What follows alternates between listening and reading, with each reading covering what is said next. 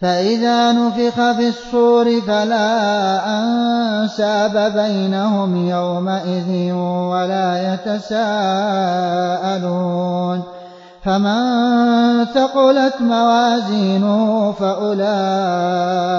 هم المفلحون ومن خفت موازينه فأولئك الذين خسروا أنفسهم في جهنم خالدون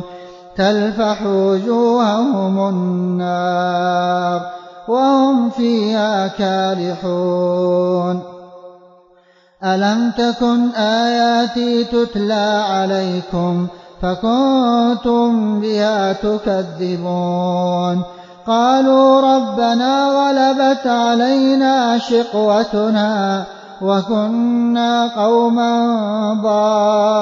ضالين ربنا أخرجنا منها فإن عدنا فإنا ظالمون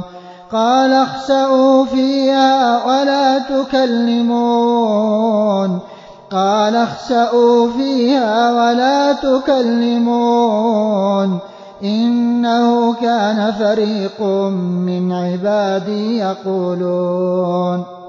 ربنا آمنا فاغفر لنا وارحمنا وأنت خير الراحمين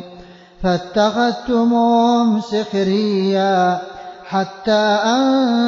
أنسوكم ذكري وكنتم منهم تضحكون إني جزيتهم اليوم بما صبروا أنهم هم الفائزون قال كم لبثتم في الأرض عدد سنين قالوا لبثنا يوما أو بعض يوم فاسأل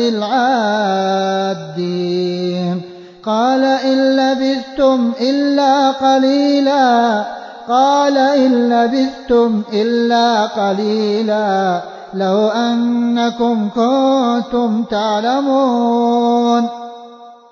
أفحسبتم أنما خلقناكم عبثا وأنكم إلينا لا ترجعون أفحسبتم أنما خلقناكم عبثا وأنكم إلينا لا ترجعون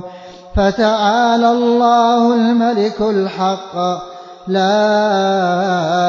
إله إلا هو رب العرش الكريم ومن يدع مع الله إلها آخر لا برهان له به فإنما حسابه عند ربه